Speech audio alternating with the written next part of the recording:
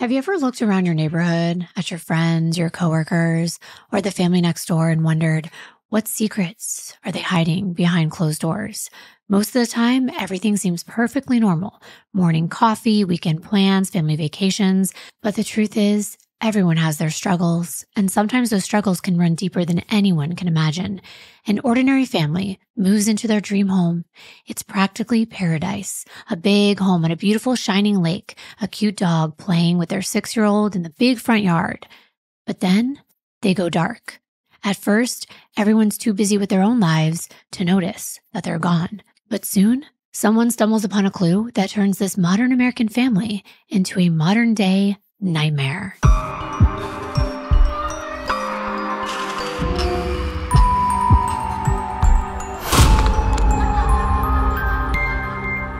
Hi, everyone. Welcome to episode 52 of the Darklivity podcast. I'm your host, Kimbyrleigha, and I am here with my co-host, the merch maker extraordinaire, Jonathan. Hi. Darklivity is the dark downward slope into the degradation of the human mind and the consequences that such darkness brings to light. With every case, we take you on a new journey. And speaking of journeys, have you ever stepped into the world of June Parker, the sharp-witted detective with a knack for uncovering the truth in June's journey, a captivating, free-to-download hidden object mystery game set in the backdrop of the 1920s. June's Journey is kindly supporting our channel and sponsoring today's video. It's the perfect blend of murder mystery and hidden object puzzle solving. I've been playing June's Journey for a while now, and it's becoming my go-to way to unwind, especially after researching very heavy topics. In the story, tragedy strikes and June is catapulted into a thrilling investigation to solve her sister Claire's murder as she uncovers long-buried secrets within her own family. If you like solving crimes, you're going to love being part of this adventure. With each new scene, the mystery only deepens, and then you get further and further to solving the case. And with new chapters being released every week, there's always a fresh mystery to solve and new layers to uncover. Or you can do what I do and decorate your own property on an island. And mine is coming along rather nicely, if I do say so myself. I even have a couple cute beagles and a picnic set as well in my front yard. There are many in-game rewards, and you can play with others too by joining a club or taking part in special competitions. I try to compete with Jon all the time. Sometimes I do win, but I'll admit he's better. At least I'm playing a game as June Parker, and I feel good about myself because she's smart and she's independent and she's not someone with a badge. She doesn't have all the fancy crime lab equipment. She just uses her intuition and her intelligence to solve the case because she's a lot like us. She listens to people's stories and she encourages them not to give up and to fight for the truth. We're really excited for you to download June's Journey for free by clicking the link below in the description or scanning the QR code on the screen. And thanks again to June's Journey for sponsoring today's video and making it possible. Now let's get into the case for today. Last time, somebody actually thought I was saying my codependent husband, who is co-defendant in life, like co-defendant, like we're doing this together. I don't think my jokes go over well with everyone, but I like them. And I like you and your new merch. And that's what I was going to talk about. Baby. I'm sitting on the merch. I should be wearing it, but I'm not. Shame on me. But we have new merch. And this has been a really popular design, and it's all because of Jonathan. It's the Trust No One Club. We have a bunch of different designs and styles, I should say. And on the back, there's the little cub. There it is. I think it's adorable. I think it's cute. I wanted one. I got one. And like I said, there are many different styles to choose from. And I'm wearing soup. Oh, yes, that's the other one. And I like that one as well. So definitely go get some before the summer styles come and these are replaced. And that's a big thank you to him to show support for our channel as well. And then please don't forget to come and see us live in person at CrimeCon. We are getting closer and closer, and we have a special code for you for money off below.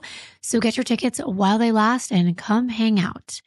Now let's get into the case. First, we're going to take you to October 16th of 2009 in Panola Mountain, Oklahoma. The woods were quiet. It was hunting season. A few friends were scouting the dense forest near the San Bois Mountains, trying to find the perfect spot to set up. But as they navigated the twisting, uneven roads, something got their attention. A white pickup truck sitting awkwardly on a steep incline. It looked like somebody just hopped out quickly, except no one was around. The truck's tires were caked with mud, and the entire vehicle was just oddly positioned. This wasn't a place where you would casually leave your car. Curious but cautious, they approached the truck, and they noticed something immediately unsettling. A small dog, barely moving inside the locked vehicle. The animal seemed weak and confused, and as if it had been trapped for days. Their anxiety spiked. Whoever owned this truck clearly hadn't planned to leave for long. So they circled the vehicle, noting the cluttered interior, soda cans, scattered papers, prescription pill bottles, and then bizarrely, a life-size Barbie doll propped stiffly in the back seat. But the strangest thing of all were the items you would expect the owners to carry with them if they planned leaving the car behind. Their wallets were still there, their jackets neatly piled, and 2 abandoned cell phones. Something wasn't right. The Latimer County Sheriff's Office was called and arrived shortly, and with urgency. They shattered the window to rescue the dog, and then the dog curled weakly into his lap.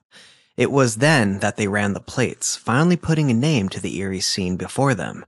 It was troubling. The Jameson family, Bobby Dale Jameson, who was 44, Sherilyn Leanne Duncan Jameson, who was 40, and their daughter, Madison Stormy Star Jameson, only 6 years old.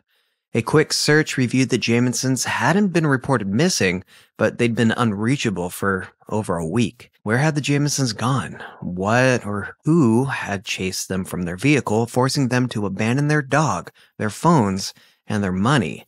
This wasn't just a missing persons case, this was a chilling mystery. And a haunting question was, what really happened to the Jameson family? The Jamesons seemed like the kind of family you might pass on the street without giving a second glance. Ordinary, quiet, just living their lives. But beneath the surface, their story was complicated. It was layered, and it was tinged with darkness that most of us could hardly fathom. So let's rewind way before their mysterious disappearance in the mountains of Oklahoma to truly understand who the Jamesons were. First, we'll introduce you to Sherilyn Leanne Duncan Jameson. She was born November 5th of 1968 in Oklahoma, and Sherilyn's life started out tough. Her mom, Connie Kokoden, was a single parent, and from a young age, Sherilyn found herself shouldering responsibilities well beyond her years. With the birth of her younger sister, Marla, Sherilyn became more than just a sister. She was practically a second parent. She cooked, cleaned, took pride in caring for Marla, and the 2 sisters became inseparable.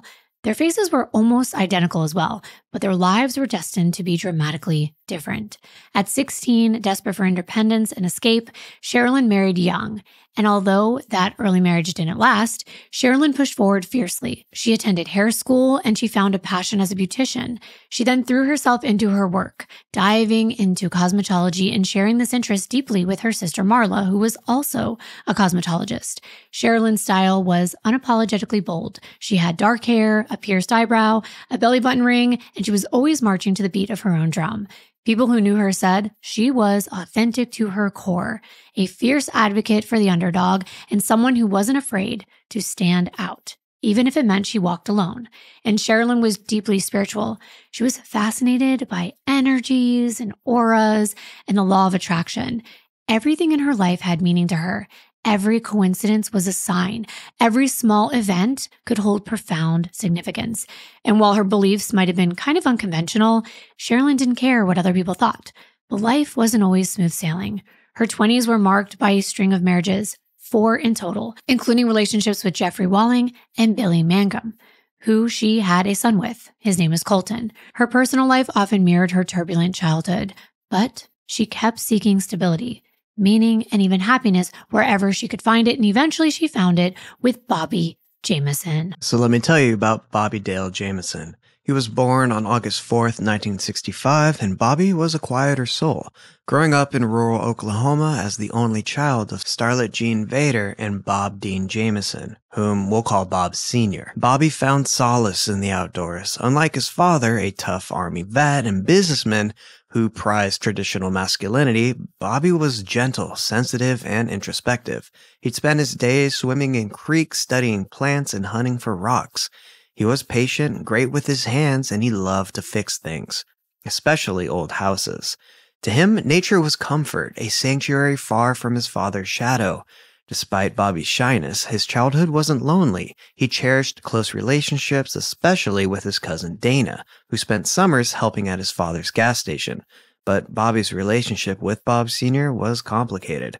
Though they worked together, whether it was pumping gas, towing cars, or wiring telephone lines, Bobby often felt he wasn't enough for his father's standards. And Bob Sr. promised Bobby he'd inherit the family business, the gas station, and the land. But promises and reality didn't always line up neatly. As Bobby grew older, he remained mostly trouble-free apart from a DUI in 1991. He overcame adversity too, beating testicular cancer twice. Doctors told him he'd never have children, which broke his heart. But little did Bobby know, life had a surprise waiting for him. Then Cheryl Lynn and Bobby meet, so let's fast forward to the summer of 2002. Cheryl Lynn was already in her 30s and was out with her best friend Nikki Shenold at an Oklahoma City bar. So a little backstory on Nikki. Sherilyn had known Nikki since 1998 when she was still with her husband, Billy. And one night while Sherilyn was at Nikki's bar, she saw her reading a book on feng shui, and she thought, that's really interesting. So they got to talking, and they ended up getting a few drinks together after Nikki's shift, and they have been best friends ever since. They were part of the same bowling league, which Sherilyn actually invited Nikki to, and they loved to shop together, do tarot card readings, and they were both curious about a lot of things, especially spirituality. Nikki was there for Sherilyn when she went through her divorce from Billy. So now it's 2002, and they're out together again, and when across the room, Sherilyn spots Bobby, a tall, handsome man whose quiet charisma immediately drew her in. The attraction was instant. Sherilyn and Bobby clicked deeply and quickly and became inseparable. Sherilyn told friends, he's the one. And this is something that she'd never felt in previous relationships. He would stop by Sherilyn's work to bring her flowers, and she was really into him. She felt like they shared a lot of common interests, specifically renovating homes and being in nature. And imagine Bobby's shock and joy when Sherilyn soon announced she was pregnant. This was a miracle because he thought that it was medically impossible for him to have children. Remember, he thought he was sterile after his surgeries with cancer. So they were both pretty surprised. Bobby always wanted a family, so he felt like his dreams were finally coming true. And now let's talk about the arrival of Madison. Madison Stormy Starr Jamison was born on August 1st of 2003 in Yukon, Oklahoma. Bobby and Sherilyn were instantly devoted parents. They were both into spirituality and called Madison their indigo child, believing that she possessed deep emotional intelligence and special perceptions beyond the ordinary. Madison was adorable and curious, and she'd peer up at people with her big brown eyes, instantly melting hearts. Bobby's mom, Starlet, remembers vividly how Madison always managed to charm everyone around her. Her grandparents spoiled her endlessly. Bob Sr. even promised her cars that she'd inherit when she was older. Their family seemed pretty perfect for a moment, boating, fishing, and hunting together, creating memories along Oklahoma's beautiful lakes. Sherilyn, a skilled cook, nurtured her family lovingly.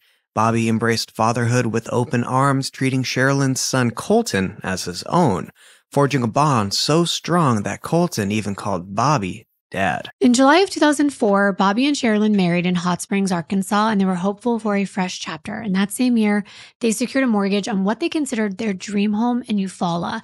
It was picturesque, it was on a lake, and it was on a property at Sandy Bass Bay, nestled along the quiet shores of Lake Eufaula. From the outside looking in, it seemed perfect. A private dock, serene waters, and plenty of room for their family to grow.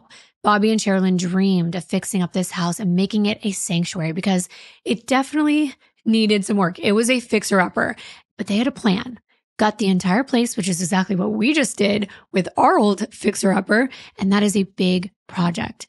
Meanwhile, it was still a great location.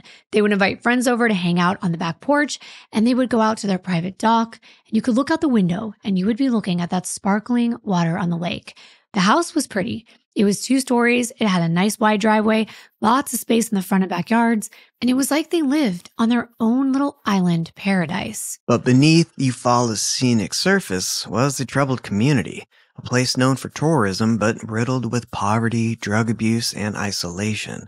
There were lots of Airbnbs and rental properties, so it wasn't really a place where families really settled down. Bobby and Sherilyn, both private and introverted, seemed increasingly withdrawn from friends and family. Often, they'd leave without notice for days at a time, escaping to vacation timeshares that they owned across the US and even two in Cancun.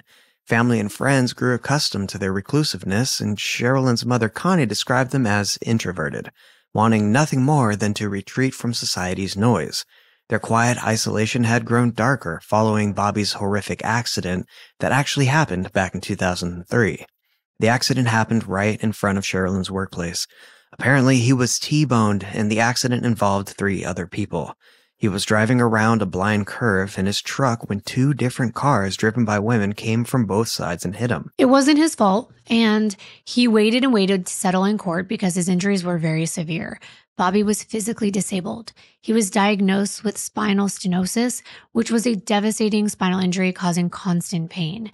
In 2005, they finally settled for $64,000, and it was split evenly between him and Sherilyn because she was part of the claim in civil court.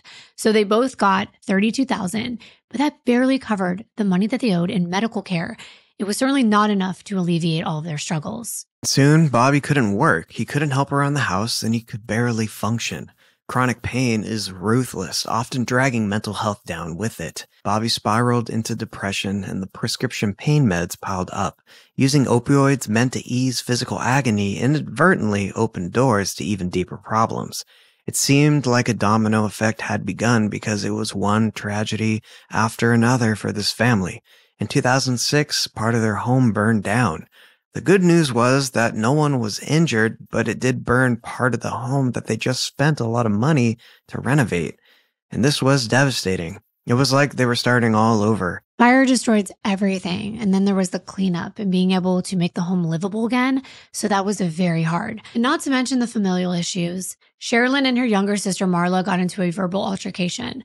Marla was now a stay-at-home mom, and who knows what the argument was about, but it was enough to make them not speak to one another for months. And by September of 2007, tragedy struck again. In a freak accident, Sherilyn's sister Marla died. Yes, sadly, she was at a friend's house out in Ohio. She was outside hanging out when a bee stung her in the mouth. It actually stung her on her tongue, which is just frightening. I've only been stung once in my life, and I've been terrified of bees and wasps ever since that. Well, poor Marla went into anaphylactic shock, and she was allergic and was on life support for 9 days until she passed away. And Sherilyn was inconsolable. She plunged into profound grief. She was barely eating. She locked herself away in her bedroom, and she was consumed with regret over what was now a seemingly petty argument that they'd had months earlier. Her physical and mental health were deteriorating rapidly, eventually leading doctors to diagnose her as disabled, suffering from chronic pain in her neck and her shoulders, alongside deep psychological pain that manifested physically. Financial and emotional pressures mounted. Both Sherilyn and Bobby now relied on disability checks supplemented by child support payments from Colton's biological father. And the bills were piling up, the stress was escalating, and Colton is now a teenager feeling the tension deeply. He was often overhearing heated arguments about money and intimacy. Bobby was unable to have intercourse due to his injuries, and this put a strain on their relationship. By now, they were 44 and 40, with Sherilyn being 5'7" and only 105 pounds. Anyone who saw them noticed that they were struggling. Eventually, Colton decided to move out, returning to live with his biological father. And this devastated Sherilyn, but Bobby understood. He let Colton know he respected his decision to leave and gave him a big hug goodbye that day he left, telling him how much he loved him. But Sherilyn was already grieving her sister, and now it felt like she was losing her son too. Their financial situation was worsening as well. Child support payments were now going to stop once Colton moved out, intensifying their struggles. Money disputes became frequent and heated, as Jon said, and at times Sherilyn confided in her friends, especially Nikki, that she was considering a divorce from Bobby. But Bobby was determined to make things work. And as Bobby and Sherilyn battled their personal demons, their bright spot, perhaps their only really true beacon in their life now, was their little girl Madison. From birth, she had been their light and their joy. and that tiny miracle that Bobby never imagined he would get to experience. As Madison got older, she blossomed into a vibrant, expressive child. She adored animals, any stray cat or puppy, any kitten. It instantly captured her heart. And eventually, the family welcomed a black and white little puppy named Maisie, and Madison was over the moon. She showered this little puppy with endless affection. And by 2009, Madison had turned 6. She was a lively first grader with an infectious energy about her. Her grandma Starlet recalled how much Madison loved being in front of the camera, posing with her wide eyes and her big smiles, and her cheerful personality always shining through. She wore bright colors, floral patterns, butterfly motifs, and because it was 2009, those stretchy, colorful bracelets called silly bands stacked high on her wrists. She was playful, imaginative, and seemed to hold a charm that instantly endeared her to everyone that met her. But even with her sunny personality, Madison couldn't completely avoid the heaviness that was starting to settle over their home. By then, Colton had already moved out, and losing her brother from the house had to have hit her hard. As a kid, she couldn't really understand everything that was going on, but it was definitely affecting her. Sherilyn started getting really protective, maybe even a little paranoid, so she decided the local school wasn't right for Madison anymore, and out of nowhere, they pulled her out and said that they were going to homeschool her. Friends were confused, especially when Sherilyn vaguely talked about suing the school district, but never really explained why. There were even rumors floating around about something weird with Madison's baby teeth, like a bunch of them went missing at once. But no one really knew what was going on or why they were making such a big move. By autumn of 2009, Madison's golden curls had been highlighted, meaning her mom had started putting platinum blonde highlights in her hair, and it would get blonder and blonder over time. Now, to those around them, this seemed really strange for a child her age, and friends were later wondering if it was simply Sherilyn's eccentric style or if there was something more concerning going on. Something meant to maybe disguise or protect Madison from maybe an unknown threat of some kind. But hold on to that info and those suspicions. I don't know.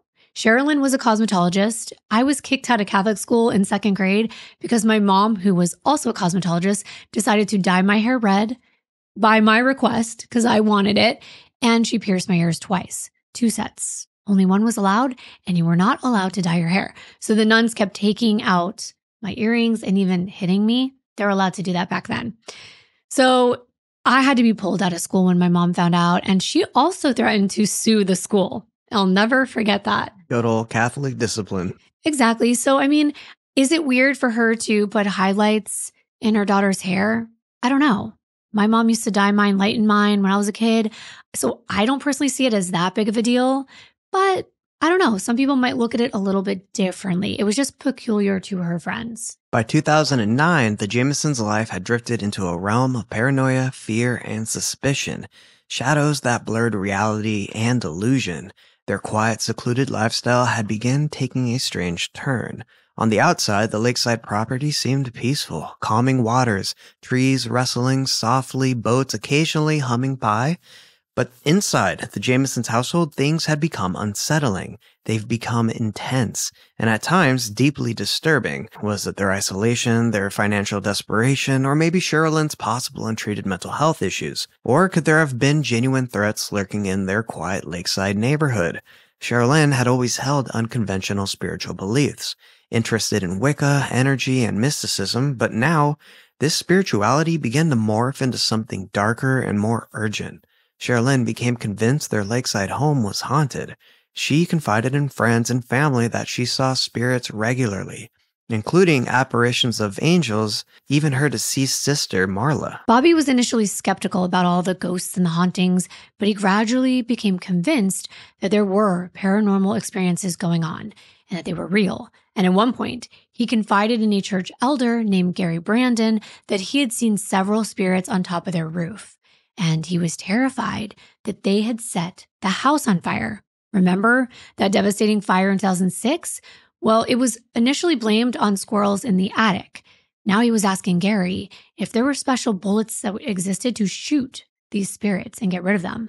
Bobby even confessed to purchasing a satanic Bible. Not because he was satanic, but he was hoping to learn how to get rid of these demons in their lives. Their daughter Madison was also drawn into these beliefs. Sherilyn described her, as Jon said, as their indigo child. She was supposedly blessed with psychic gifts, and Madison reportedly had 2 spirit friends named Emily and Michael. And Sherilyn welcomed this, believing in her daughter's special sensitivity.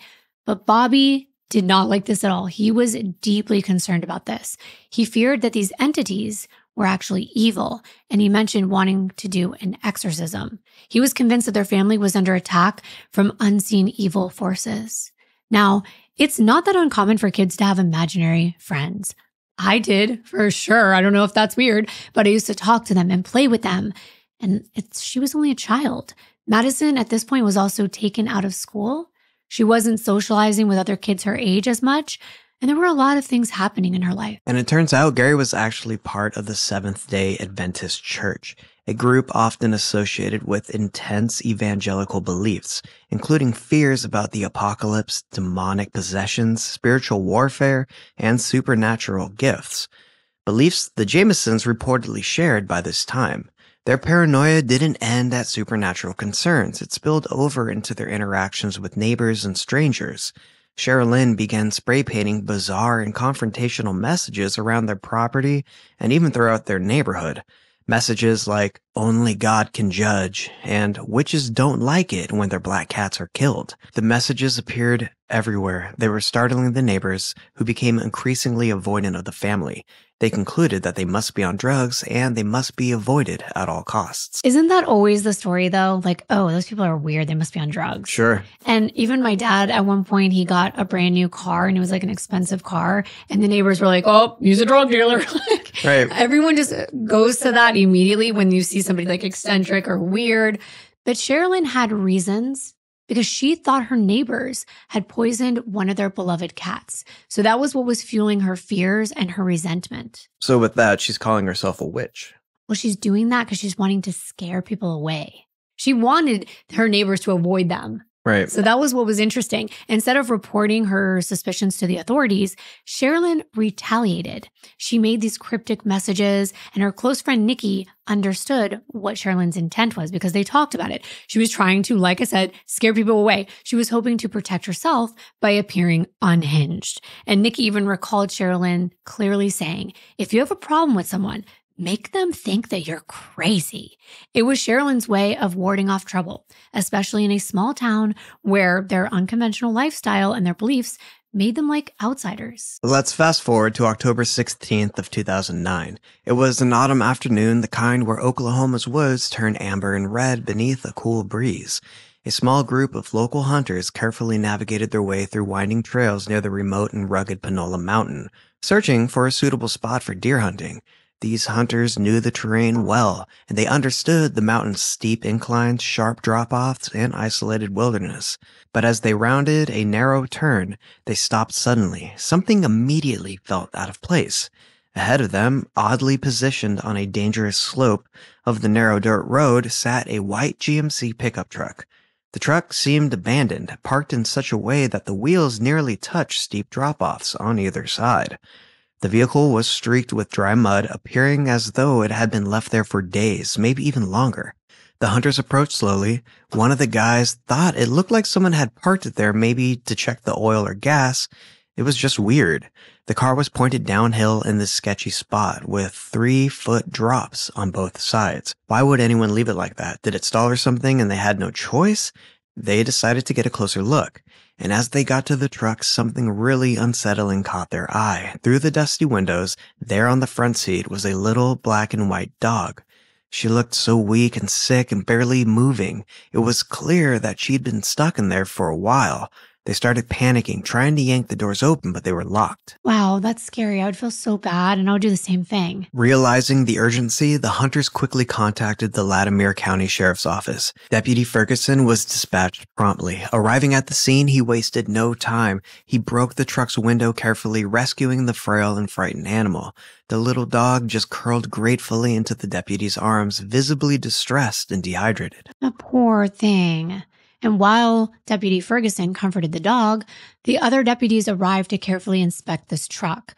They were hoping to find some answers, and the hunters went to the nearest neighbor, which was about under a mile away, to see if this was their truck or if they knew anything about it. They told the hunter it wasn't theirs, but they did recall seeing a family, a mother, a father, and a child together inside that white truck about a week prior. By this time, Sheriff Israel Beauchamp had joined Deputy Ferguson, and they were looking inside the interior of the truck, and what they discovered only deepened their confusion.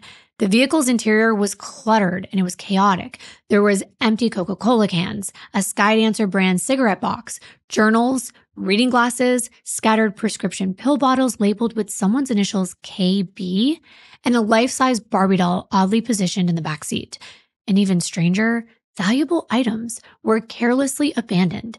2 cell phones, a purse, a wallet full of cash, 3 jackets left piled neatly on the seats. It was very odd. 6 deputies quickly arrived at the scene and began inspecting the vehicle. They noted the VIN number and conducted a thorough inventory.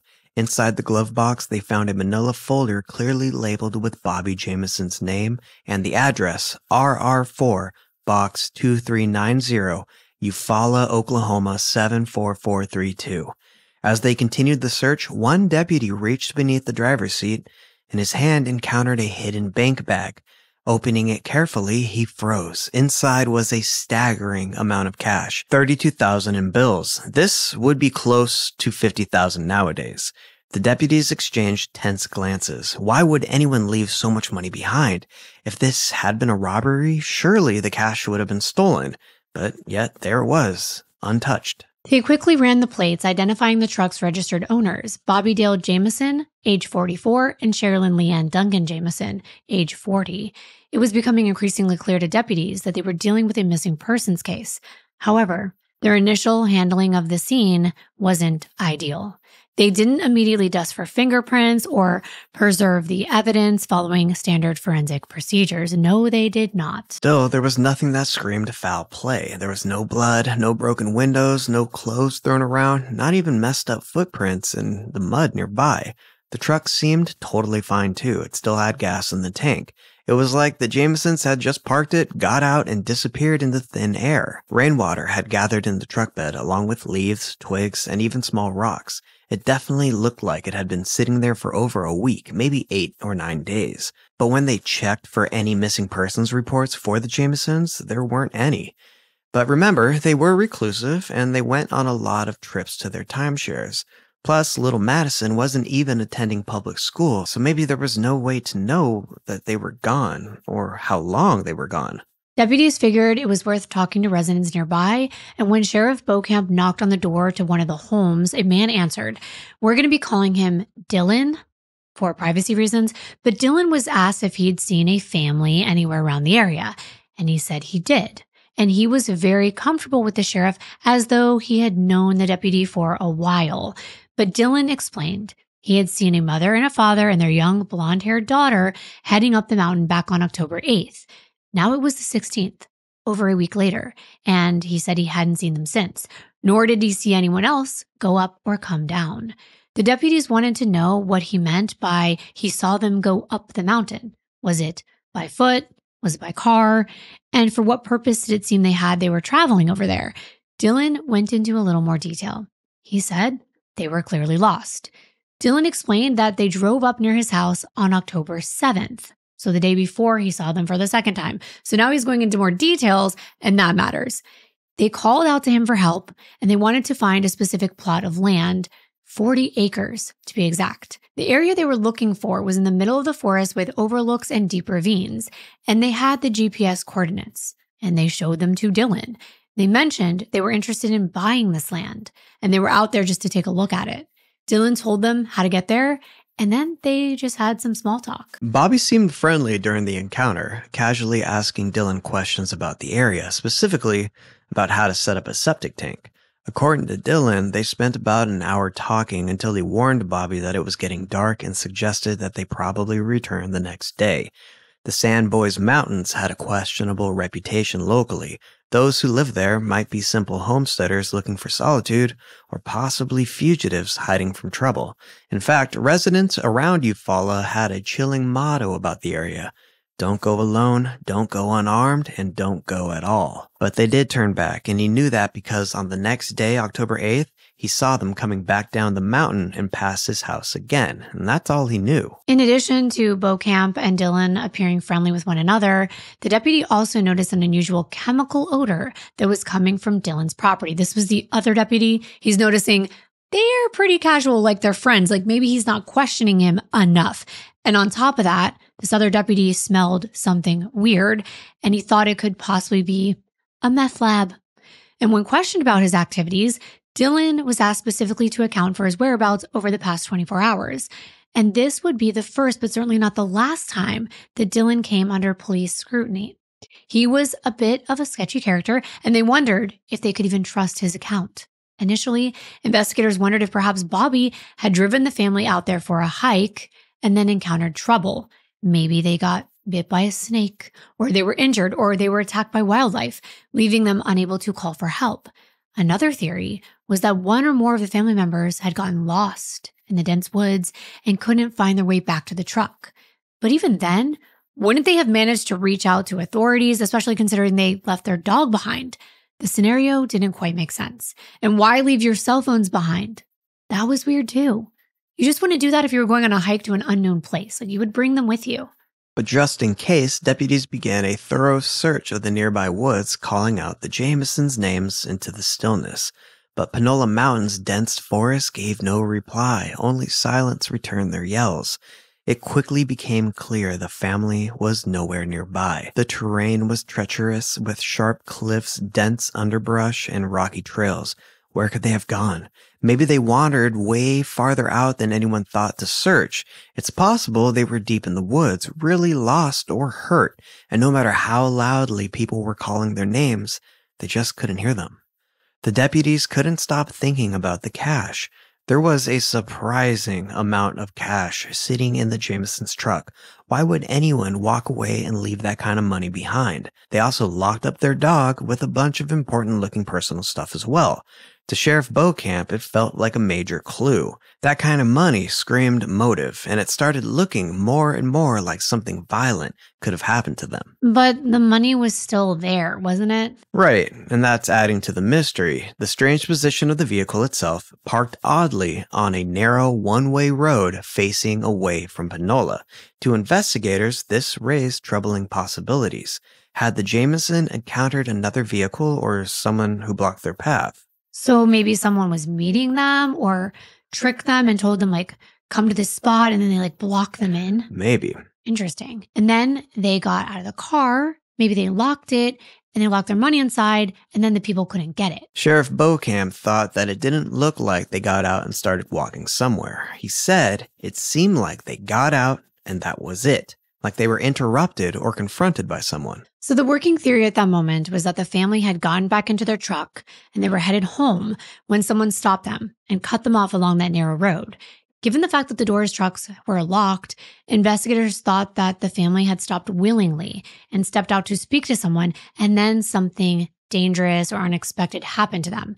And initially, Sheriff Beaucamp strongly suspected that they were dealing with a kidnapping scenario. With this really creepy possibility hanging over them, Beaucamp and his team kept searching the woods all night, hoping they'd find anything about the Jamesons.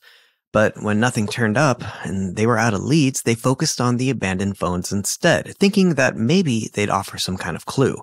They powered up Bobby Jameson's BlackBerry, started scrolling through the recent photos, and then they just froze. What they saw seriously freaked them out. The last photo was taken on October 8th at 2:47 p.m. And the image, even though it looked ordinary at first, it became kind of unsettling. It was 6-year-old Madison. She was sitting on a rocky ledge. Her small arms were tightly crossed in front of her chest, and her recently bleached platinum blonde curls stood out. Her expression looked strained, like she was anxious and uncomfortable, not looking at the camera, but off in the distance, as if she were looking at something or someone just out of frame. This was not a cheerful family snapshot. It felt tense, forced, and oddly disturbing. Who had taken this unsettling photo, and where was the Jameson family now? As the sun began to dip behind the dense trees of Panola Mountain, deputies escalated their search efforts, calling in volunteers, search dogs, helicopters, and additional law enforcement. But as darkness quickly blanketed the rugged landscape, the gravity of the situation became clear.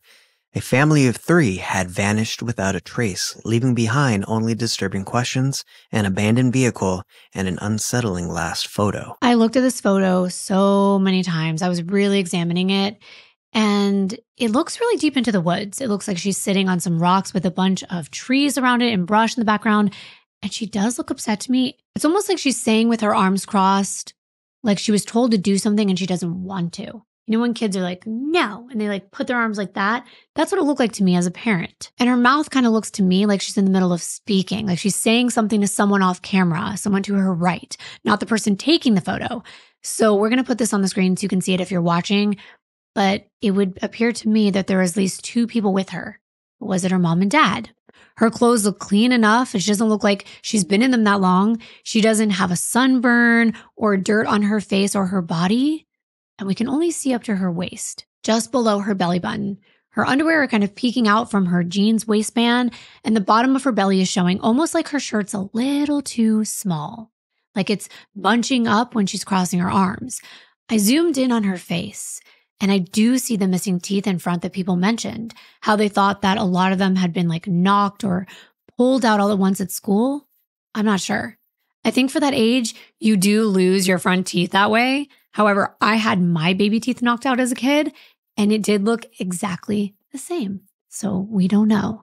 Also to me, her hair didn't really look newly highlighted. Not that it really matters, but some reports said that. But to me, she has regrowth, like she has roots in her hair. I see the highlights though, and it looked like her mom had been doing that for a while.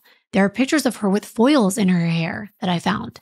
So interestingly, there's another photo of her in the woods with her front teeth still in, and she's hugging her little dog, Maisie. So it just shows, you know, they normally went on outings in the woods. They took photos like this.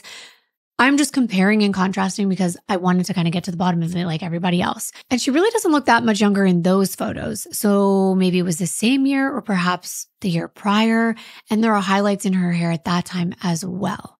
They do look a little chunkier, as though there aren't as many, because as you put more in, the whole overall hair starts to get blonder.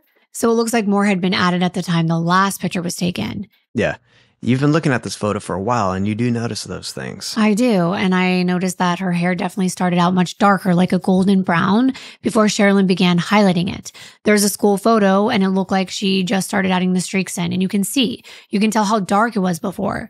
But none of this is a red flag to me. But none of this was a red flag to you because you're talking about her looks. But that photo in the woods was chilling, the more recent one. Yeah. She clearly looks distressed. She does. So it wasn't her looks alone that made me think anything weird. It was just the whole scenario put together, like her looking off camera, her crossing her arms, looking like she's in the middle of talking, like her mouth is kind of like in a weird position. And maybe some parents, they're like, we're going to take a picture of you doing a tantrum. Right. So we don't know. Right. You could just be cold, tired, and hungry. Exactly. But to the deputies, the phones were the biggest clue that they had, so they used Bobby's to begin carefully retracing the family's steps. Deputies retrieved GPS data from Bobby's BlackBerry, quickly piecing together a timeline of their last movements. Records showed that the family had made 2 separate trips up to Panola Mountain, first on October 7th and then again on the morning of October 8th. The day they seemingly vanished. So they did heed those warnings from Dylan then, and they went home. It appeared that way. Interesting. So they drove there, then they went home, and then they came back. Yes, apparently it was about an hour and a half away. Well, if they went out there to take a look at the property, they probably went to Sandboys Mountain because that photo of Madison has the same rocks that are identical to photos that I found on Google Maps in that same location. Look at the screen to compare. It's almost like she could have been sitting right there where I'm showing you. And this is a beautiful location. There's lots of wildlife, little waterfalls and streams, pretty sunsets and hiking trails. So I could see them going out there to enjoy it. It's the same rocks. I looked them up. They're called moss rocks. And the GPS coordinates were for a property in Panola, which is a small community near Red Oak. The Sandboys Mountains are only about another 40-minute drive. And the truck was found between those 2 points, but closer to the Sandboys Mountains. So let's go over Bobby's phone records. It's the day after they found the truck, and they started with the call log from October 7th, 2009. There's this one number that keeps showing up before the 7th, so they call it. And a woman picks up and says her name is Peggy. Turns out she's a realtor who was helping the Jamesons check out the land in Panola. Bobby had actually reached out to her about a 40-acre plot he found online, which was apparently near some abandoned oil well. Panola is a tiny, isolated community near Red Oak, Oklahoma, and back in the 1850s, it was a bustling camp for railroad workers. But now it's mostly quiet backcountry, remote, rugged, and sparsely populated. Residents there typically rely on generators for electricity, and not every property even has a proper septic system. It's truly off-grid. They talked to Peggy about visiting the property on their own, and she gave them the exact GPS location. But she also explained to them that you could get lost very easily out there. There was a lot of dirt roads, dead ends, and rugged terrain. And Peggy also gave Bobby the number to the out-of-state landowners in case he had any questions about the property once he took a look. Peggy said the last time she spoke to Bobby was on October 8th around 8 a.m. They talked for about an hour and a half about him making the trip out to the property later that day, and that was it. There was nothing out of the ordinary according to her. She had no idea where they could be. So now let's go over Bobby's call log. I hope this isn't confusing. I'm going to go from each call that he made or he received that day. Call number 1. At 8:55 a.m., Bobby makes a call to the out-of-state landowner. Call number 2 was made at 9:18 a.m. Bobby checked his voicemail and proceeds to do that 7 more times throughout this day. Call number 3 was a minute later at 9:19 a.m. Bobby called an unidentified Eufaula number back where they lived near Sandy Bass Bay, and they talked for 37 minutes. The 4th call was at 9:26 a.m. Bobby received a call waiting while he was on the phone, and this was from a different unidentified Eufaula number, and they talked for a few minutes and then clicked back over to the other call. Number 5 was at 9:57 a.m. Bobby made 2 consecutive calls to a Muskogee County cell phone number, which is 40 miles north of where they live in Sandy Bass Bay. Some time went on before he made this next call, which is call number 6 at 12:42 p.m. This time, Bobby called the church and he spoke to someone for 11 minutes. Then about an hour later at 1:38 p.m., Bobby places 2 2-minute calls to the out-of-state landowners again. His 8th call was just 20 minutes later at 1:58 p.m. Bobby placed 2 1-minute calls this time to an unidentified Eufaula number again. And then at 2:06 p.m., Bobby called the out-of-state landowners again. And there was a 1-minute call, and then 1 minute later, the out-of-state landowner called Bobby back at 2:07 p.m. and they talked for 3 minutes. I wondered if maybe the 1-minute call was like a voicemail and then the landowner called back. Exactly. I was thinking that because there was like a lot of back and forth between the landowners and Bobby and like tiny phone calls. I don't think you'd be like, hey, and like hanging up your phone. You could be like, hey, I'm getting lost out here. Can you help me out? That's true. Could be something like that.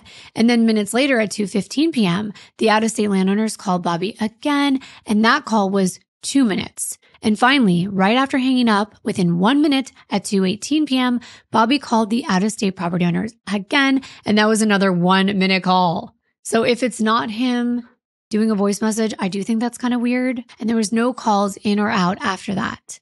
And Dylan, the man who saw them on October 7th and 8th, said that it was around 6 p.m. that day on the 7th that they pulled up outside of his land that he was working on outside and spoke for at least an hour.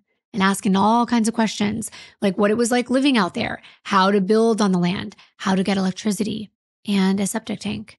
They seemed in good spirits to him. And recall Dylan mentioned it was sketchy after dark, and it was already 6 p.m., so Bobby did decide to go back home with his family and then return the next day. So it does show that they're cautious. Sure. Because he could have just been like, no, we are always out in land and stuff like that. We're just going to go check. And Bobby checked his voicemail, like I said, 7 times that day. So I think you might be right. He's getting a voicemail and then he's checking it because there was a lot of short calls They're probably leaving messages back and forth. And I can't imagine that you'd have great cell reception out there. It was probably spotty. So on October 8th, the Jamesons head back to the mountain for a second trip. That morning at 8:09 a.m., they called Peggy, the realtor, and talked to her for over an hour and a half. Then at 12:53 p.m., Bobby's BlackBerry shows photos of 2 signs from well sites, which seemed to be near the property he was interested in. Dylan, the guy who had seen them before, says he saw them again between 1 and 2 p.m. that day, and they stopped to chat with him. Then at 1:50 p.m., Bobby called his voicemail, but weirdly, his number showed up as Bristow, that's Bristo, in the call log. Investigators had to dig into that to make more sense. Because they thought this was like an unidentified number every time he called it. So then they backtracked and they realized that unidentified number was just him calling his voicemail. Right. So all those times I was like, unidentified number and Eufaula, that was actually him because that's where his phone was registered. But in the beginning, they were confused. Right. So he was either calling his voicemail or talking to landowners or talking to Peggy. And that was basically what he was doing that day. At 2:47 p.m., that photo of Madison was taken on Bobby's BlackBerry. So they're now tracing the GPS location for where that photo was taken. But meanwhile, the rest of Bobby's call log was from October 12th. Yes, the 12th. So this was odd because of how long those phones had been locked inside the truck. And all those outgoing calls to his voicemail, there were incoming calls, just random people trying to get a hold of him, nothing suspicious. But the only outgoing calls were the ones to voicemail. So I know this can be confusing. So you're saying all the calls were made on the 7th and 8th, and he only received calls through the 12th. Exactly, except there were calls to his voicemail. Like someone was checking his voicemail from his phone. After the 8th. Exactly, on the 12th. I don't know, this may be far-fetched, but I thought, just hear me out. Could the dog have pushed the phone and called back the same number? You know how your last number on a BlackBerry back then, right? You could redial the last number by just doing the call button. The green button, yeah. And like all the other buttons probably wouldn't do anything, but maybe the dog was frantic and running back and forth over the phones. I don't know how long the phone would be charged, but it was just a theory. Police were confused. It was a really odd detail. Somehow Bobby's phone had made outgoing calls on October 12th, even though it had been locked inside the abandoned truck at that time. So it didn't make sense. How could his phone dial itself days after the family disappeared? The dog theory makes kind of sense. I thought so. Now, let's look at the GPS data. They saw that on October 7th, the Jameson family left their house around 10 a.m. They drove up to Panola Mountain and then came back home later that same day. Then, on October 8th, they traveled back up the mountain, stopping for about 15 to 20 minutes on a rocky plateau about several hundred feet from where the truck had been found. After that, they only drove the truck a little further, just a minute or two down to where they later found it abandoned. Based on that timeline, it looked like that they were just out sightseeing or checking out the property. Nothing in the GPS data pointed to anything weird or dangerous. At least not at that point. Then there was this photo of Madison. To me, it looked like she was hungry and tired, maybe just wanting to go home. Maybe she was frowning or complaining, or maybe there was something darker going on. Was she scared of something? Could this have been the moment that they were forced out of the truck and maybe somebody else took a picture? But if so, why? Considering there were no calls after this except days later, I would assume this was just an innocent picture, but I don't know. It really does make me get like goosebumps knowing that that was the last picture of her. And by this time, deputies had made contact with Bobby's mother, Starlet. And of course, she hadn't heard from her son and his family, but didn't think too much of it. She wasn't really concerned. According to Starlet, the family had recently sat down together and discussed their ongoing struggles. They agreed it was time for a fresh start. They had always dreamed of being independent, living off-grid, homesteading, completely self-sufficient. Even though their finances were tight, they loved looking at properties, imagining a better future for their family. As deputies spoke to more people that knew them, their friend Chrissy confirmed this, noting how Bobby and Sherilyn, especially Bobby, had always dreamed of owning land of their own, somewhere rural, somewhere off the grid. The Jamesons had shared plans with friends and family about turning a large storage container they had on their lakefront property into a tiny, self-sufficient home. You know the ones that you see on ships or even on trains, right? Sure. They hook to trains. So they're intermodal containers and they're big industry shipping containers. People do transform them into tiny homes. They're available in various sizes, 10 20 and 40 feet, and they could be used individually or they can be combined. And I saw this online and it's pretty cool. They can be pretty big. Oh, yeah. I want to say that theirs was a 40-foot container. The Jamesons also told people close to them that their whole plan for a new lifestyle was the reason they pulled Madison out of first grade. They wanted to homeschool her so they could live wherever they wanted, even move around if they felt like it. And about those containers, those ones with spray-painted messages on them, this ties back to that whole cat situation we mentioned earlier. Sherilyn painted those messages specifically so their neighbors could see them, since the container was sitting right there on their property. If people are not watching, they're not going to know that the containers we showed that was on her property had spray paint on them, but that's where she spray painted all those weird things so that people could see it right away and they wouldn't come on their property and do anything. And I looked, it did look unhinged. And then on the back of the container, it said, "We know who you are. May God bless your soul. And only God can judge," as well as gossip is a sin. But I mean, look at this container. It's theirs. If they want to spray paint it with whatever they want, they can do so. They're free to do whatever they please with their own container. But I could see how to other people living around them, it's almost like an eyesore. You would be like, what is wrong with my neighbor? I mean, that's what Sherilyn said. Make people think you're crazy and then they'll stay away from you. Exactly. When the police found out Sherilyn had an older son named Colton, they got in touch with him right away, hoping he might have heard something. At the time, he was still in high school, and just imagine being a teenager and getting a call from the sheriff's office saying that your family is missing. Colton gave investigators his phone, and they got phone records and kept trying to call his mom and stepdad himself, but no one ever picked up. Then investigators showed that unsettling photo of Madison to the rest of the Jameson family. A lot of them, including Sherilyn's close friend Nikki, got a really bad feeling from it. They didn't think Bobby or Sherilyn had taken it. They were convinced it had to be someone else. Right. And that's what I mentioned, that she was like looking off camera. So maybe she was looking at her parents. Somebody else was taking the picture. To Connie and Starlet, Madison's grandmothers, this strongly suggested that either Bobby wasn't the one taking the picture or that if he was, something frightening was happening nearby, capturing Madison's full attention. They became convinced that something sinister had happened. Maybe the family was kidnapped. They were forced out of their truck at gunpoint or even murdered. They couldn't imagine that the Jamesons would willingly abandon Maisie in the back of that truck. After all, Madison adored her little dog and she would never just leave it behind. Colton himself felt certain that something was terribly wrong. When he heard about the phones and jackets being left behind the truck, he said with certainty they wouldn't have left things like that. Bobby's wallet would have either been in his hand or in the center console. His phone would have been in the door pocket or on him, and the keys would have stayed in the ignition or been in his pocket. To Colton and those close to the Jamesons, these small details spoke volumes, suggesting someone had forced them out of the truck abruptly and involuntarily. When investigators began talking to the family members, they uncovered deeper issues within Bobby and Sherilyn's marriage, and they learned some about their financial pressures that the couple had been under.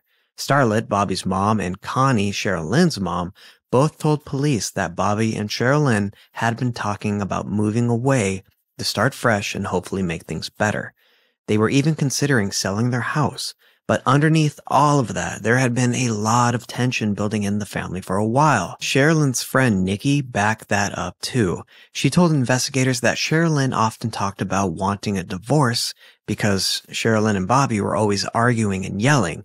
Even though she talked about it a lot, she never actually filed for one. Nikki also mentioned that her own friendship with Sherilyn had recently become strained. During their last interaction, Sherilyn was holding on to her half of the settlement money, that $32,000, from Bobby's accident, and she was openly discussing divorce plans right in front of young Madison, who appeared visibly upset by the conversation, and Nikki didn't like that. She didn't think it was okay. Recall that Sherilyn had also done something similar with Colton around, and that's why he eventually wanted to leave. So Colton later backed this account up. He recalled clearly that his mother and Bobby had intentionally split their settlement money, we told you that, into separate shares, and that Bobby had purposely kept his portion inside the truck. So this is important. And it was just in case Sherilyn decided to suddenly kick him out. Now we know why there was $32,000 in cash underneath the seat in his truck.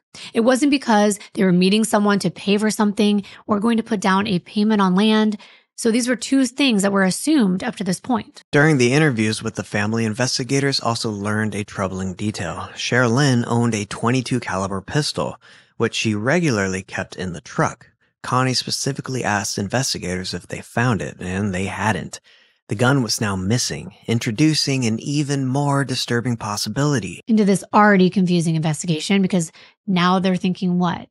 That they might have hurt each other? Well, that maybe one of them had wanted to go out into the middle of nowhere and harm one another. Maybe flee and never be found. And as you can imagine, with now the detectives thinking that one of them might have harmed the other one, the tensions between Bobby's family and Sherilyn's family were growing. But there was something else that was uncovered that made this even worse. A 14-page letter tucked inside the side of the door in the abandoned truck. It was on the passenger side. Sherilyn had written it directly to Bobby, pouring out all of her frustrations about their marriage in a very hostile way and expressing how desperately she wanted a divorce. She accused Bobby of being distant, not truly wanting to be with her, and labeled him as a hermit, someone who purposely isolated both her and her daughter Madison. Sherilyn's words were raw and painful. In one particularly troubling message, she wrote, "You are a very toxic person. You need to find happiness. You contaminate everything you're around, and it breaks my heart. It saddens my soul that you have turned into the monster you are. I would not wish my daughter raised in a foster care because her father is in prison and her mother murdered." Wow. Yeah. So reading this letter, investigators felt their stomachs drop. The chilling words opened up a disturbing theory that this disappearance could be the result of a murder or even a murder and then a self-inflicted death afterward. With the missing gun and the confirmation of heated arguments within the marriage and this letter, investigators now had to seriously consider if the Jameson-strained relationship had escalated tragically. I mean, that is a long letter. It's 14 pages. It looked like a book to me in the pictures that I saw, and it looked like it was probably typed. But all in all, it was a lot of complaints that she had gone through throughout their marriage. And at the core of it, it just seemed like she felt insignificant. She felt like Bobby just wanted to be alone and do his own thing, and that he really didn't need them around. And that could feel really painful. It seemed like she was just venting, but I wondered, did he actually receive the letter and read it? Because it was in the truck. Yeah, they couldn't say that for sure, though. But from the investigators' point of view, there was so much hatred in those letters. It raised a lot of red flags. And then there was a statistic that I found. It was about owning a gun. Sadly, it increases the odds of using it to kill someone or yourself. And it makes sense. If you have one, the chances of you using it is higher. And even though that does make sense, it was still terrifying for Bobby and Sherilyn's loved ones. However, Bobby's mom let authorities know that even if she did vent in those letters, Sherilyn loved Bobby and Bobby loved her, and she didn't think either one of them would harm the other. Using all the phone records and GPS data they gathered, investigators returned to Panola Mountain and headed directly to the last location indicated by the Jameson cell phones, a spot further up the hillside. And when they arrived, investigators discovered a single haunting set of footprints, clearly belonging to a small child, likely 6-year-old Madison. Then they see 2 more sets, so they follow them, and then they stop at a rock, the one where the picture of Madison was taken. This area was about a 20-minute walk from where their truck was parked. So they saw the 3 footprints. So now it was probably them, right? Because it's like 2 bigger footprints than the child's footprints. And now the temperatures are plummeting rapidly, making this October one of the coldest in recent history. The situation was now critical. Sheriff Beaucamp knew there wasn't a moment to lose, especially since the family had left their jackets behind in the abandoned truck. So they launched a massive search and rescue operation involving more than 300 volunteers and dozens of law enforcement officers. Vladimir County Emergency Management coordinated local fire departments, forestry officials, EMS, and even ordinary residents who showed up on ATVs. They were determined to help. Private investigator Heather Holland joined the effort, bringing specialized tracking dogs to assist. And together, they brought in 6 additional canine units, including both tracking and cadaver dogs. They deployed thermal imaging equipment, helicopters, drones, horses, mules, and small aircraft, scouring the rugged, rocky terrain. Volunteers were risking their own safety in this difficult wilderness, and they were searching relentlessly on foot and 4-wheelers, desperate to find any sign of the missing family. But as the search intensified, the confusion only deepened. Had the Jamesons been kidnapped, or had they gotten lost somewhere in these thick woods? and risk of exposure to the increasingly harsh elements. The dogs actually gave investigators a bit of hope. They picked up scents from stuff found in the truck and started focusing around the area at that rocky plateau above it. At first, it seemed promising. The dogs made it look like the Jamesons hadn't gone far. One of the dogs, Hazel, was even given Madison's clothing, and it led straight to the footprints they found. But then things got weird. Hazel suddenly stopped and seemed totally confused, like she didn't know where to go next. It was as if the family scent was everywhere and nowhere, which left everyone feeling frustrated and totally thrown off. Yeah, the dog just kind of stopped. And then it was like looking around, like it just got confused. And this was interesting because when a track stops like that, it usually means that they got into a car or another vehicle and they were just like plucked from that location. I've done cases like that. But investigators began to wonder if the tracking difficulties were due to heavy rainfall because the mountain had been drenched since the family disappeared. Hazel, along with several other tracking dogs, eventually led searchers deeper into the woods, stopping abruptly at a large 10-foot-tall white water tank tucked amongst the trees. It had steps leading up one side, and immediately, police realized that this would be the ideal place to hide something or someone. They were fearing the worst. These officers approached cautiously, and when they peered inside, their stomachs dropped. It was filled with water. They actually drained it and inspected the tank, fully expecting that this family might be found at the bottom. But after painstakingly examining every inch, nothing was discovered. It was just another dead end, leaving investigators frustrated and concerned. And I just could not help but think about that poor girl at the Cecil Hotel that they found in that water tank. It was terrifying. It does make my heart drop thinking about it. And it's also sad whenever I hear of like an oil well, I think of Cece and Bella Watts. That always like creeps into my mind when I hear something like that. The temperatures kept dropping and even the search teams were starting to face real danger from the cold. Hypothermia was a serious risk. Sheriff Beauchamp knew just how bad it must be for little Madison out there, and he basically didn't leave the mountain for the next 2 weeks. He was totally committed, refusing to give up until they found the family. 2 weeks. And still nothing. And as their extensive search yielded no answers, the investigators began reconsidering their theories. A murder and then a self-inflicted death seemed less likely now. Surely the bodies would have been located nearby and in plain sight. Instead, investigators started leaning towards other possibilities.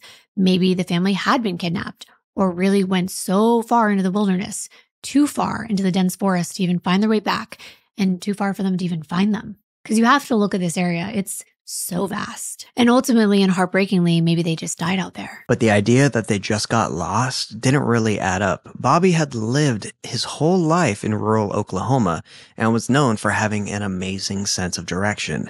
His family said it was super unlikely that he'd get turned around, especially with their truck parked just off a clear, visible road.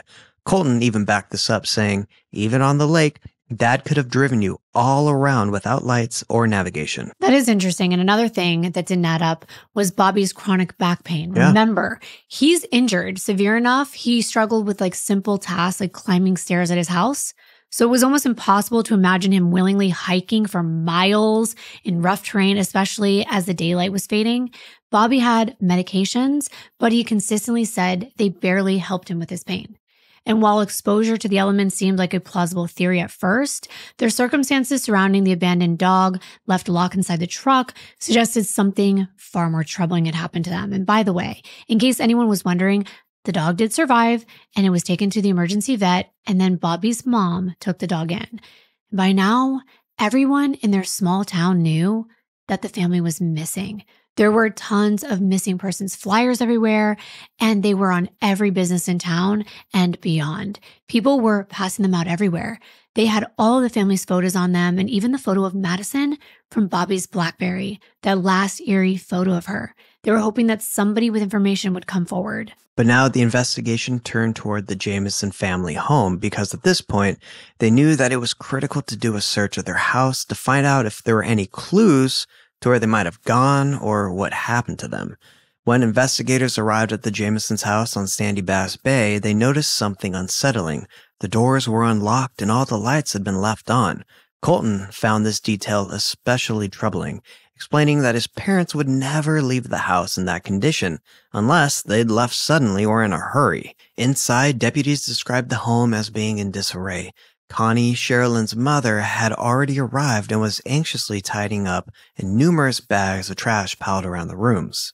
That fact to me is interesting, and I want to just hold on to that fact that Sherilyn's mom Was already was there. already at the house, and she was rushing to kind of clean it up. Now, this could mean that she was a little bit embarrassed about the condition of her daughter's home. Totally reasonable. I mean, I know my mom would do the same thing. She would start cleaning right when she got there, probably anticipating them going to return. But it could also mean something else, so just keep it in mind. Authorities then conducted a thorough search of the residence, quickly noticing one alarming detail. Sherilyn's pistol wasn't there either, so it truly appeared to be missing, which is not a good sign. Investigators confiscated one of the family computers along with Sherilyn's personal notebook. These items were carefully scrutinized, revealing clear notes that the Jamisons had indeed planned to visit Panola Mountain, specifically to inspect and potentially buy land there. During the search, investigators found no drugs other than Bobby's prescribed opioids. However, they did discover more writings by Sherilyn, letters and notes filled with references to death and what seemed to be a growing fascination with darker themes. I didn't get to see any of these, but it was said that it pointed to her being obsessed with dark stuff. So, I mean, we already know Wicca. We already know she's very spiritual and ghosts and stuff like that. So I guess you can just conclude what you will. And there were also notes that said things like Satan go away, and others had messages with little reminders about God. And when investigators went down the rabbit hole, they started asking all their friends and family about these messages. And they explained that Sherilyn and Bobby were going to a lot of prayer meetings with a local preacher leading up to their disappearance. Now recall, we told you that Bobby thought their home was haunted. The investigators kind of lost interest in that lead, but the supernatural didn't seem like a valuable clue to follow at first. But now they're hearing that they were talking to this preacher before they disappeared. The Oklahoma State Bureau of Investigation and the FBI quickly stepped in, assisting with manpower and helping conduct interviews. McIntosh County even offered a $1,000 reward, hoping someone would provide crucial information that could lead to the finding of the Jamison family. Interestingly, the extended family chose not to contribute additional reward money, but tips began pouring in nonetheless. One unsettling detail came out early on. Witnesses remember Bobby telling total strangers about their plans to buy land near Red Oak and up on that mountain. It made people wonder, could Bobby's friendliness have accidentally made them targets? Investigators initially focused their attention on two potential suspects. The man that we've been calling Dylan, who was the local resident that had spoken to them on the mountain, and Peggy, the real estate broker that was familiar with the area. Peggy had cooperated immediately. She had already told the authorities about those long phone calls with Bobby and that he was friendly on the phone on October 7th, the day before the Jamisons disappeared. And she explained to the investigators he was upbeat and friendly, and we talked for a long time, which was normal for us. Usually I would meet in person, she said, but Bobby just wanted the GPS coordinates to find the land himself. He told me he had a BlackBerry phone with GPS and mentioned the family was feeling adventurous. It was a bit unusual because typically I would show clients properties myself, but in this case, the property owner was private and Bobby didn't want to trouble me. Those were her words. Peggy appeared credible and helpful. She also mentioned that she had spoken briefly to Dylan, who claimed that on October 8th, he hadn't noticed anyone following the Jamisons' vehicle or anyone interacted with them after that day. Still, something about Dylan raised suspicion. Investigators found it peculiar that he was in the process of building a log cabin and had recently poured wet foundation. A troubling coincidence since fresh cement could easily hide evidence or even cover up a crime. But Peggy and Dylan were questioned over and over for weeks, while investigators, now with the help of the FBI, tried to piece together the Jamisons' final hours. But then things got even more confusing. Locals started pushing back on the whole story, saying that there was never any property for sale on Panola Mountain. According to them, the place that the Jamisons had actually gone wasn't Panola at all. It was Quinta Mountain. They said Quinta sat at the intersection of 4 counties, and it had a kind of wild reputation where people would hang out and sometimes get into some pretty shady things. And if you're a local, you know these things, and they're like, wait a minute, there was no land for sale over there. Like, they were starting to question everything, which is normal when something like this happens, especially in a small town where, you know, maybe the biggest thing isn't something like this. But there was a lot of drug activity over there, but we'll get to that. Investigators were left confused. Was Peggy genuinely trying to sell land, or was there some kind of misunderstanding about which location the Jamisons had visited? Some suspected that Peggy wasn't even authorized to sell land, claiming the property was owned by an oil company. So they wondered if Dylan, Peggy, and the residents familiar with the area were talking about completely different properties, or if there was something weird going on, something sketchy. And this only deepened. It left authorities with more questions than answers. They wanted to know what could have truly happened. It was getting crazier, right? Because it's like the theories are kind of stacking up and they're looking for answers. And by now they would have probably found a clue. But every time they get a clue, it's like deeper confusion. And that's why we wanted to dive even deeper into this mysterious case. So we're going to be back in just a few days with part 2. And once again, we're excited for you to download June's Journey for free by clicking the link below in the description or scanning the QR code on the screen. And thanks again to June's Journey for making this video possible.